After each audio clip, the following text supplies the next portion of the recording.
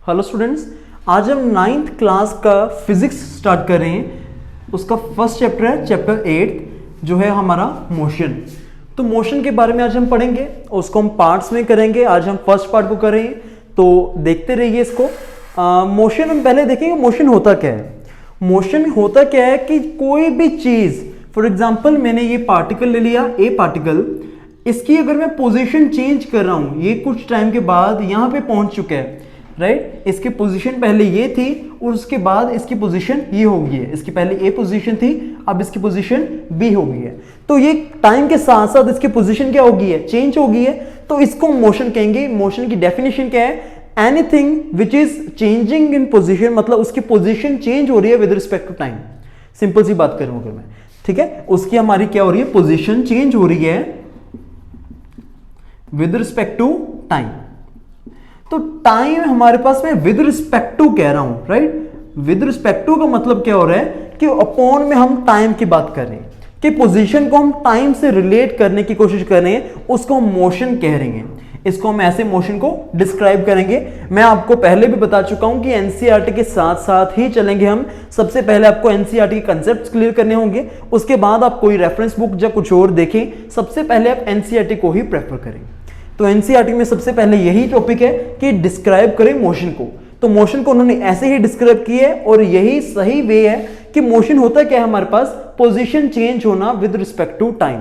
कि हमारे पास कुछ टाइम पहले ए की, इस पार्टिकल की पोजीशन ए पे थी और कुछ टाइम के बाद इस पार्टिकल की पोजीशन यहां पे हो गई है। तो हम इसे कहेंगे कि ये पार्टिकल क्या है, मोशन में है, बिकॉज इसकी पोजीशन क्या हो रही है, चेंज हो रही है विद रिस्पेक्ट टू टाइम। तो उसके बाद हम देखेंगे मोशन के टाइप्स क्या होते हैं, राइट। मोशन के टाइप्स क्या होते हैं। मोशन आप खुद ही सोचिए, एनीथिंग, फॉर एग्जांपल हमारा अर्थ है, राइट। अर्थ हमारा सन के अराउंड रोटेट कर रहा है, तो उसका हमारे पास कौन सा मोशन है, rotatory motion, right. Rotatory motion. हमारे पास कोई भी है, एक हमारे पास पार्टिकल है, वो मूव कर रहा है, सर्कुलर मोशन, वो भी हमारे पास सर्कुलर मोशन ही है। ऑफ कोर्स कोई है हमारे पास जो लीनियर मोशन में है। Linear motion in the sense वो सीधा सीधा ही चल रहे हैं, स्ट्रेट लाइन में ही आगे बढ़ रहे हैं, तो उसको हम कहेंगे लीनियर मोशन। तो हमारे पास मेनली दो टाइप्स के होते हैं। एक हमारे पास होता है translatory motion. Translatory motion means कोई भी चीज जब स्ट्रेट लाइन में मूव कर रही हो, और एक हमारे पास होता है रोटेटरी मोशन, जब हमारे पास स्ट्रेट लाइन में या एक सीधा सीधा नहीं मूव कर रहा, वो रोटेट कर रहा है, राइट। ये हमारे पास मेनली दो होते हैं, इसके अलावा भी होते हैं ऑफ कोर्स, बट वो इतने ज्यादा वो नहीं है। हम मेनली इन दोनों को ही डिस्कस करेंगे। तो उसके बाद हम बात करेंगे डायरेक्शंस की, बिकॉज मैं चाहता हूं ये वाले जो छोटे छोटे कंसेप्ट्स है ना, ये चैप्टर के स्टार्टिंग में आपके दिमाग में बैठ जाएं, ताकि आगे जाके आपको चैप्टर में कोई भी दिक्कत बिल्कुल भी ना आए। इसमें हम डायरेक्शन की बात क्या करेंगे कि फॉर एग्जांपल मेरे पास दो वेक्टर्स होते हैं। एक हमारे पास होता है स्केलर वेक्टर और एक होता है मेरे पास सिंपल स्केलर क्वांटिटी। क्वांटिटी की बात करता हूं मैं, ये थोड़ा सा हायर क्लासेस वाला हो जाता है, बट स्टिल आपको थोड़ा सा तो पता होना चाहिए कि स्केलर क्वांटिटी और वेक्टर क्वांटिटी में क्या डिफरेंस है और दोनों क्या होती है हमारे पास। अगर किसी भी चीज को हमने स्केलर क्वांटिटी बताना है तो उसको हम क्या कहेंगे, जिसमें हम सिर्फ मैग्नीट्यूड की ही बात करें, डायरेक्शन की बात ना करें। सिर्फ मैग्नीट्यूड की, डायरेक्शन की बात नहीं करनी। तो डायरेक्शन के साथ मैंने छोटा सा क्रॉस मार दिया, मैग्नीट्यूड के साथ मैंने छोटी सी टिक मार दी। वेक्टर क्वांटिटी क्या होती है, जिसमें मैग्नीट्यूड की बात तो करेंगे ही करेंगे, बट डायरेक्शन की भी बात करेंगे, राइट। तो डायरेक्शन की जिसमें बात आ गई, वो क्वांटिटी हमारे पास कौन सी होगी, वेक्टर क्वांटिटी। वैसे ही हमारे पास आगे जाके इसमें टर्म्स आएंगी, for example distance and displacement. कई स्टूडेंट्स को इनमें कोई भी डिफरेंस नहीं दिखेगा, पर इनमें डिफरेंस यही है कि डिस्टेंस हमारे पास स्केलर क्वांटिटी है और डिस्प्लेसमेंट हमारे पास वेक्टर क्वांटिटी है। हमारे पास दो आगे को टर्म्स आएंगी, स्पीड एंड वेलोसिटी। ये भी काइंड ऑफ एक जैसे ही लगेंगी, पर ये एक जैसे नहीं है। स्पीड हमारे पास क्या है, स्केलर क्वांटिटी, और वेक्टर हमारे पास क्या है, vector quantity, velocity, I am sorry, velocity हमारे पास क्या है, वेक्टर क्वांटिटी। क्योंकि वेलोसिटी और डिस्प्लेसमेंट में हम डायरेक्शन की भी बात करेंगे, बट स्पीड एंड डिस्टेंस में हम डायरेक्शन की बात नहीं करेंगे। अब हम टाइम की बात करें तो टाइम तो ऑफ कोर्स, टाइम में तो कोई भी डायरेक्शन नहीं आएगी, टाइम तो जो टाइम है वैसे ही रहेगा। तो टाइम के ऐसे नहीं कि टाइम स्केलर क्वांटिटी है, वेक्टर क्वांटिटी है, time is a time. But जो हमारे पास बात है कि स्पीड, वेलोसिटी, डिस्टेंस, डिस्प्लेसमेंट, आपको ये छोटे छोटे कंसेप्ट आपको पहले पता होना चाहिए कि इनमें डिफरेंस क्या है, डायरेक्शन का। इनमें डिफरेंस क्या है, डायरेक्शन का। नाउ मूविंग ऑन, हम मैग्नीट्यूड की बात करते हैं कि मैग्नीट्यूड है क्या। मैं अभी थोड़ा सा एनसीईआरटी के मुताबिक नहीं चल रहा कि टॉपिक वाइज, मैं आपको सिर्फ थोड़ा बेसिक बता रहा हूं ताकि आपको पता चल जाए कि मैग्नीट्यूड क्या है, डायरेक्शन क्या है, ताकि हम जब आगे बढ़ें तो आपको क्लियर हो हर चीज। मैग्नीट्यूड, इसको हम मॉडुलस भी कह देते हैं।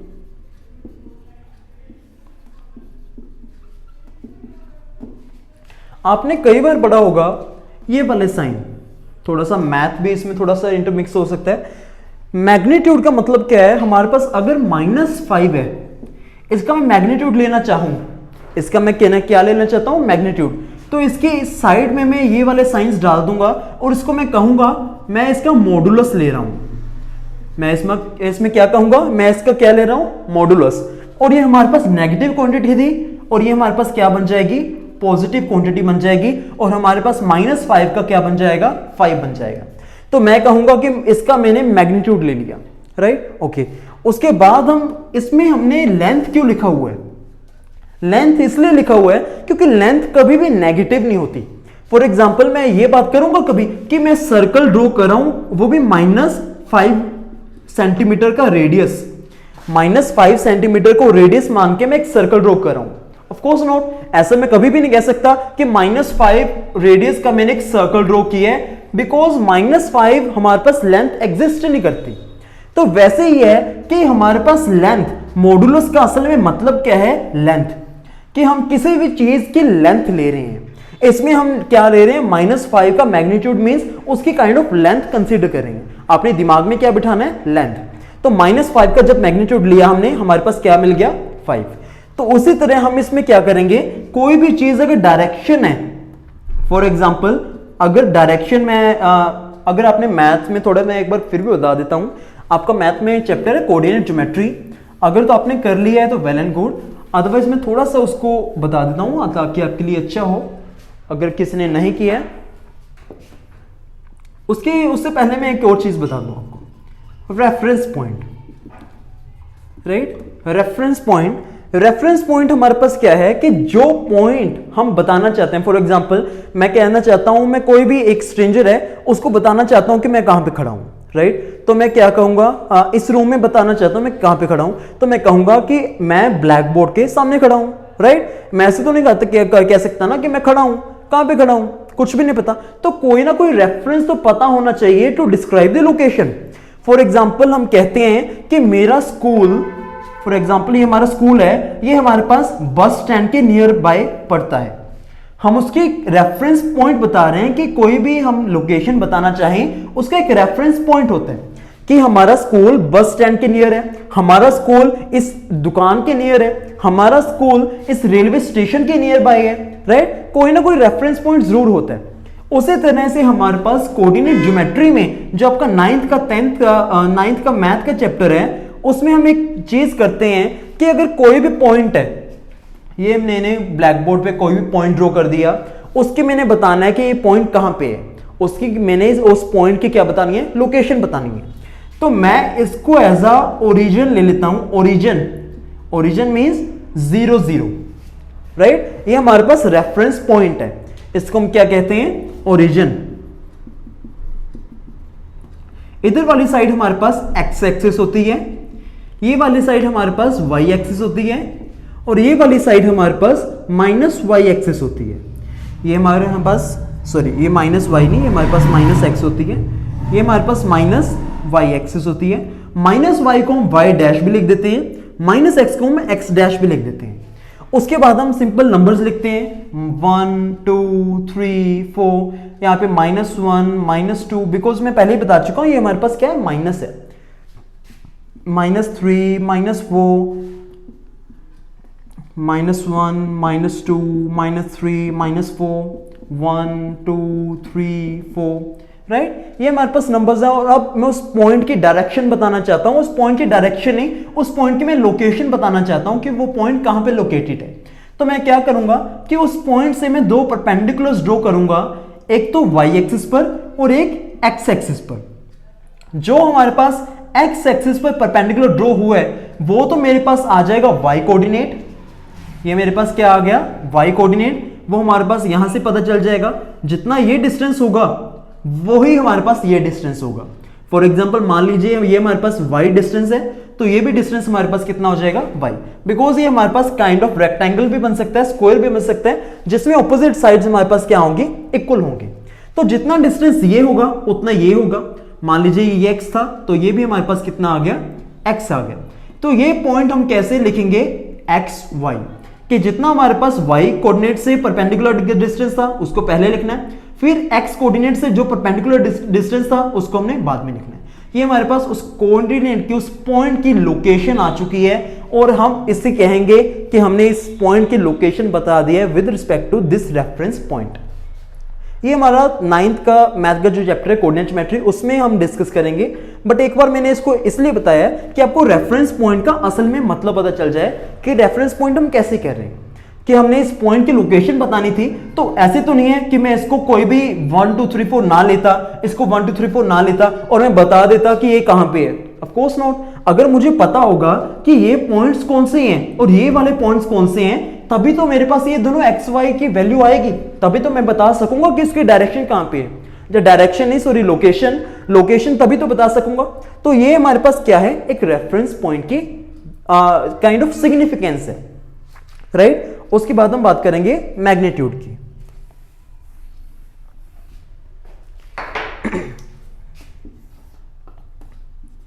ये हमारे पास नॉर्थ है, this is south, this is east and this is west. उसी तरह हम नॉर्थ को ले लेते हैं पॉजिटिव, इसको हम ले लेते हैं पॉजिटिव, इसको हम ले लेते हैं नेगेटिव, इसको मैं ले लेते हैं नेगेटिव। ये नेगेटिव पॉजिटिव असल में नहीं होता यहाँ पे, बट मैं जस्ट ले रहा हूं एक बार आपको समझाने के लिए। तो मैं अगर मैं यहाँ पे ओरिजिन पे हूं, राइट, तो मैं ओरिजिन से यहाँ पे मूव कर गया टुवर्ड्स ईस्ट। कितना डिस्टेंस मैंने मूव किया, 5 किलोमीटर। तो मैं क्या कहूंगा कि मैंने +5 डिस्टेंस मूव कर लिया, बिकॉज यहाँ पे मैं क्या ले रहा हूं, प्लस ले रहा हूं।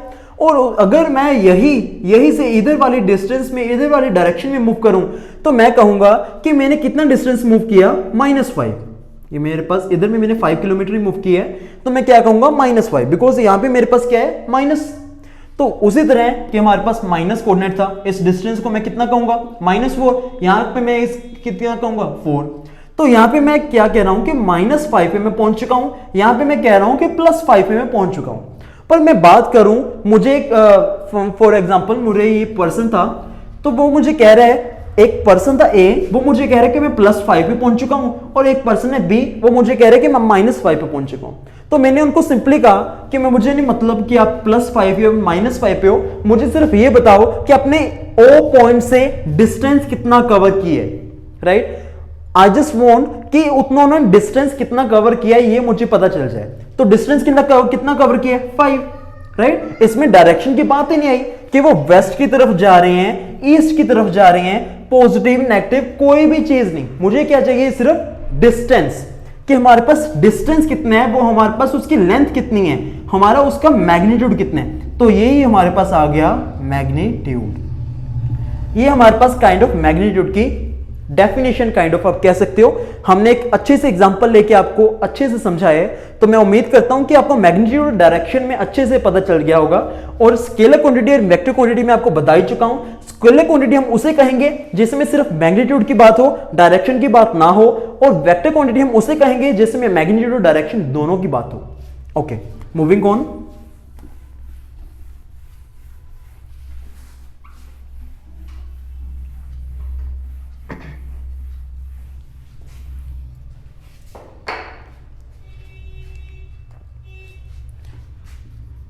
मान लीजिए मैं एक सर्कुलर डिस्टेंस लेता हूं, राइट, एक सर्कुलर रिंग ले रहा हूं मैं। ऐसे में हम फाइंड आउट करेंगे, एक तो डिस्टेंस फाइंड आउट करेंगे हम, सेकेंड हम फाइंड आउट करेंगे displacement, right. With the help of small small examples हम पूरा चैप्टर ऐसे कवर कर लेंगे, आपको शायद पता भी नहीं चलेगा। तो आप इसको देखते रहें, आप एग्जांपल्स को अच्छे से देखें, आपके कंसेप्ट्स क्लियर करने की कोशिश कर रहा हूं मैं। तो उसमें हमारे पास क्या है, ये हमारे पास इस सर्कल का काइंड ऑफ ओ सेंटर मान रहे हैं। इट डजंट मैटर इसको लो या ना लो, बट हम इसलिए ले रहे हैं कि एक बार हमें इसका रेडियस पता चल जाए। तो रेडियस हमारे पास मान लीजिए कि 5 है, 5 मीटर, ओके। और एक हमारे पास कोई पर्सन था, वो हमारे पास रनिंग कर रहे हैं। तो रनिंग करते हुए ऑफ कोर्स वो सर्कुलर ग्राउंड में रनिंग कर रहे हैं, तो वो सर्कल अपना जो अपना राउंड है वो कंप्लीट करके वापस इस स्पॉट पे पहुंच चुके हैं। यहीं से उसने स्टार्ट किया था और यहीं पे वो पहुंच चुके हैं। तो मैं डिस्टेंस की बात करूं तो उसने कितना डिस्टेंस कवर किया। आई होप आपको सर्कमफ्रेंस ऑफ सर्कल सभी को निकालनी आती होगी। सर्कमफ्रेंस ऑफ सर्कल कितनी होती है,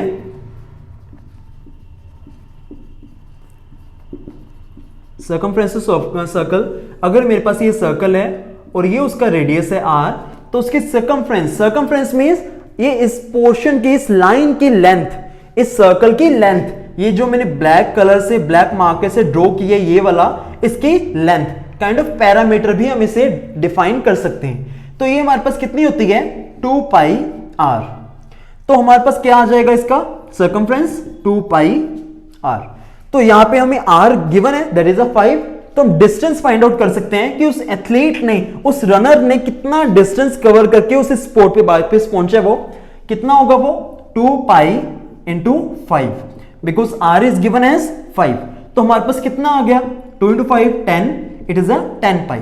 यहां पे अगर आप सब्स्टिट्यूट करना चाहो तो कर सकते हो। पाई की वैल्यू या तो 22.7 पुट कर लो आप, या फिर 3.14 पुट कर लो।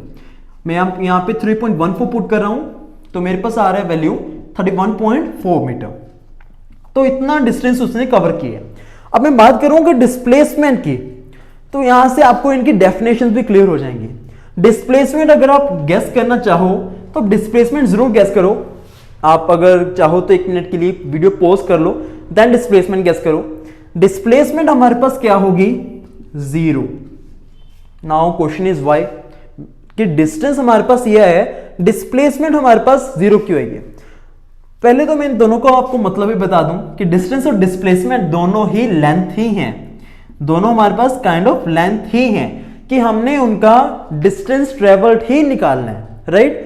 बट डिस्प्लेसमेंट हमारे पास क्या है, डिस्प्लेसमेंट हमारे पास है वेक्टर क्वांटिटी, जो मैं स्टार्टिंग में ही आपको बता चुका हूं कि हमारे पास डिस्प्लेसमेंट क्या है वेक्टर क्वांटिटी, और डिस्टेंस हमारे पास क्या है scalar quantity, right. Vector quantity का मतलब क्या है, डिस्प्लेसमेंट का मतलब क्या है, displacement is equals to final position minus initial position. Final position and initial position, हमने इसमें क्या देखना है, फाइनल पोजीशन और इनिशियल पोजीशन में उसका शॉर्टेस्ट डिस्टेंस क्या है, उसे हम डिस्प्लेसमेंट का नाम देंगे ना। उसकी इनिशियल पोजीशन भी यही है, फाइनल पोजीशन भी यही है, तो ये हमारे पास उसका डिस्टेंस उसने कितना कवर किया, ऑफ कोर्स 0, क्योंकि जिस पे उसने शुरू किया था वहीं पे वो आ गया। तो distance between final and initial position is equals to 0, तो उसकी डिस्प्लेसमेंट क्या होगी हमारे पास 0। एक और एग्जांपल लेते हैं,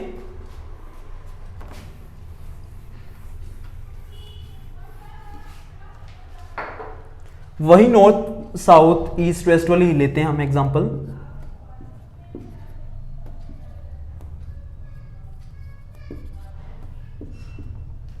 राइट, ओके। नाउ मान लीजिए कि हमारे पास कोई पर्सन था जिसने 18 किलोमीटर या फिर 12 किलोमीटर लेते हैं, चलो इजी एग्जांपल ताकि आपको सभी को समझ में आए। 12 किलोमीटर ईस्ट मूव किया, ओके। 12 किलोमीटर कितना मूव किया उसने ईस्ट, देन उसने कितना मूव किया उसी पॉइंट से 5 किलोमीटर नॉर्थ। उसने 12 किलोमीटर पहले ईस्ट मूव किया, उसके बाद उसने 5 किलोमीटर नॉर्थ मूव किया। ऑफ कोर्स आपको ये समझ में आ रहा होगा। सिंपल सी आपके पास चीज है कि एक पर्सन था इस ओ पॉइंट पे, उसने क्या किया, पहले तो ईस्ट की तरफ उसने 12 किलोमीटर कवर किया डिस्टेंस, वो ए पॉइंट पे पहुंच गया। उसके बाद ए पॉइंट से उसने 5 किलोमीटर के डिस्टेंस कवर किया, वो बी पॉइंट पे पहुंच गया। अब हमने इसमें डिस्टेंस और डिस्प्लेसमेंट दोनों चीजें बतानी है। तो डिस्टेंस हमारे पास कितना होगा, डिस्टेंस हम कैसे निकालेंगे, total distance travelled, right, total distance travelled. अब इसने टोटल डिस्टेंस कितना ट्रेवल किए, 12 + 5। ऑफ कोर्स हमारे पास इसने पहले 12 ईस्ट की तरफ मूव किया, फिर 5 इसने नॉर्थ की तरफ मूव किया और वो बी पॉइंट पे पहुंच गया। तो इसने टोटल कितना मूव किया, 12 + 5। तो किसका डिस्टेंस कितना आ गया, 17 kilometre. Okay, now displacement.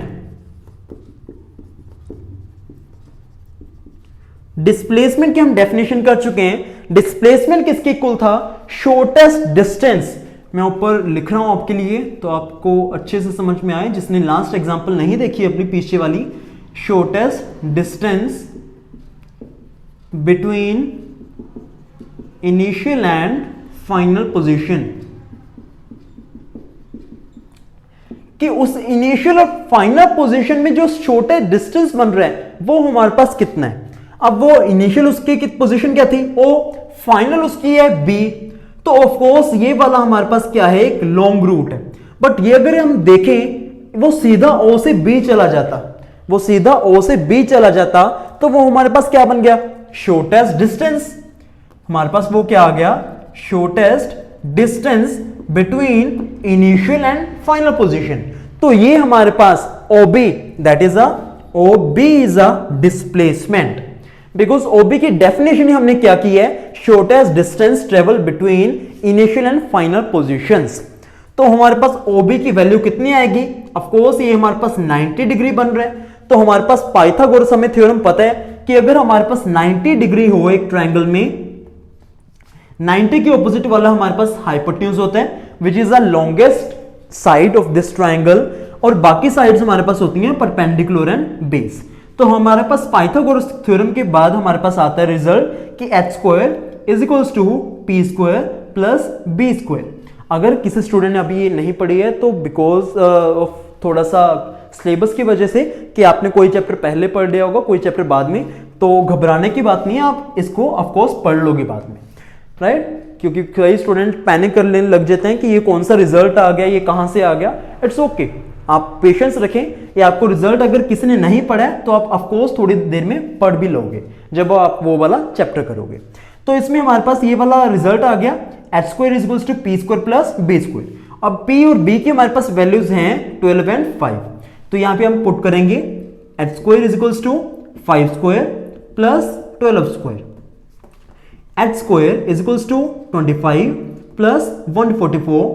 h² हमारे पास कितना आ जाएगा, 169। तो h हम जब स्क्वायर उधर जाएगा हमारे पास क्या बन जाएगा, अंडर रूट 169 हमारे पास कितना आता है, 13। तो 13 हमारे पास OB की लेंथ आ रही है, दैट इज 13 किलोमीटर। तो डिस्प्लेसमेंट हमारे पास कितना आ गया, 13 किलोमीटर। तो था तो हमारे पास सिंपल डिस्टेंस ही दोनों। अगर हम एक सिंपल सी अब एग्जांपल लेंगे आपको फर्क पूरा ऑफ कोर्स सिंपली सी पता चल जाएगा। ये सर्कल वाली एग्जांपल हमने पहले की थी, उसके बाद हमने ये नॉर्थ साउथ ईस्ट वेस्ट वाली डायरेक्शन वाली एग्जांपल की है। अब हम एक सिंपल सी लाइन वाली एग्जांपल भी देख लेते हैं। अब मान लीजिए हमारे पास रोड है, ये हमारे पास यहां पे कार थी, राइट। उसके बाद ये हमारे पास ए पोजीशन पे थी और उसके बाद ये बी पोजीशन पे पहुंच चुकी है। तो इसने हमारे पास कितना डिस्टेंस है, ए और बी में हमारे पास 17 सेंटीमीटर, 17 मीटर ले लीजिए। 17 सेंटीमीटर तो थोड़ा सा काफी छोटा हो जाएगा, तो 17 मीटर। तो हमारे पास डिस्टेंस कितना आएगा, डिस्टेंस हमारे डेफिनेशन क्या थी, टोटल डिस्टेंस ट्रेवल्ड। तो टोटल उसने कितना कवर किया ए और बी में, ऑफ कोर्स 17। हमारे पास कितना टोटल डिस्टेंस आ रहा है, 17। डिस्प्लेसमेंट हमने क्या देखनी होती है, shortest distance travel between final and initial positions. Final position कौन सी है हमारे पास, ये वाली। इनिशियल पोजीशन हमारे पास कौन सी है, ये वाली। दोनों में डिस्टेंस कितना है 17, तो इसका आंसर भी 17 आ गया।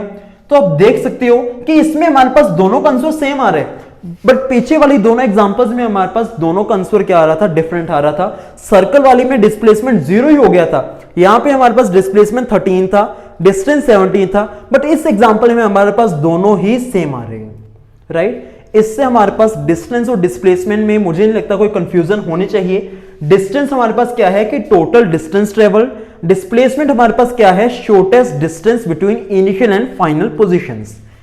ऑफ कोर्स यहां तक आपका क्लियर होना चाहिए एनसीईआरटी के साथ साथ।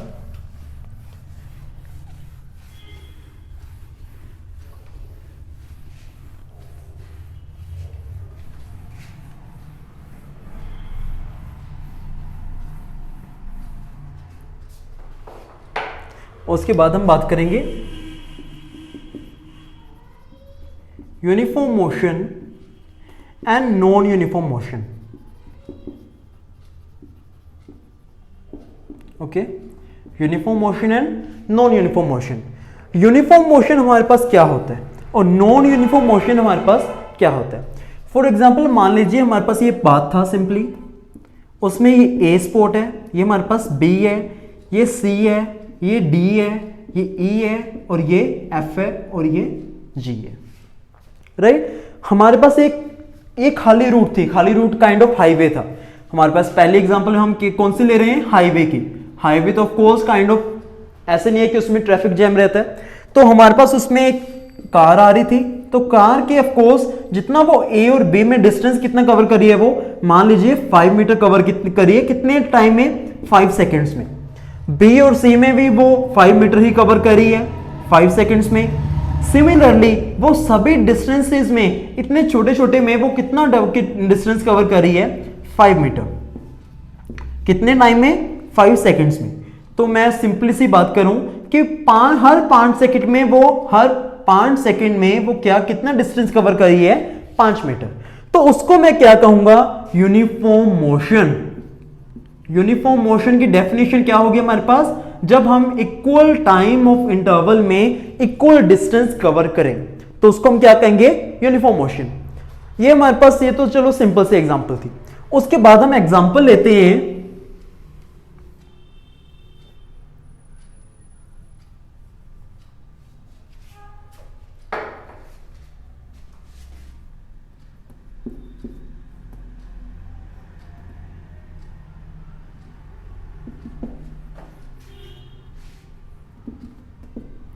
उसके बाद हम एक एग्जांपल ले रहे हैं कि हमारे पास एक मार्केट में जा रही है।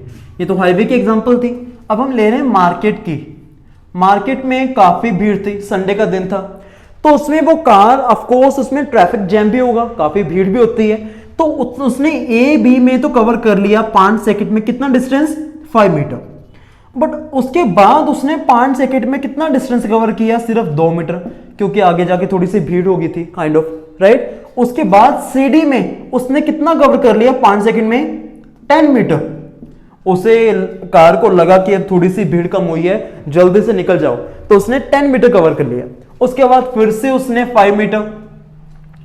तो ऐसा तो नहीं है कि हर 5 सेकंड में वो डिस्टेंस सेम कवर कर रही है, no, it is not like that. हर 5 सेकंड में उसका डिस्टेंस क्या हो रहा है, चेंज हो रहा है। तो इसको हम क्या कहेंगे, non uniform motion. Uniform motion हम किसको कह रहे थे कि जिसमें हर 5 सेकंड में, जब हर इक्वल इंटरवल ऑफ टाइम में वो इक्वल नंबर ऑफ डिस्टेंस या इक्वल डिस्टेंस वो कवर कर रही थी। यहां पे हम क्या कहेंगे कि इक्वल इंटरवल ऑफ टाइम में वो सेम डिस्टेंस कवर नहीं करी, उसको हम क्या कहेंगे, नॉन यूनिफॉर्म मोशन। ये हमारे पास नॉन यूनिफॉर्म और यूनिफॉर्म मोशन की डेफिनेशंस थी। उम्मीद करता हूं कि आपको ये भी क्लियर हो गई होंगी अच्छे से।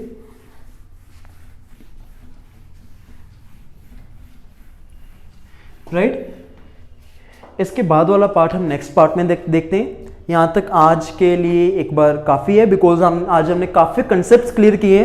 For example distance, displacement, scalar quantity, vector quantity, magnitude, direction, right, many concepts हो गए। सो नेक्स्ट पार्ट में हम देखते हैं वेलोसिटी एंड स्पीड को।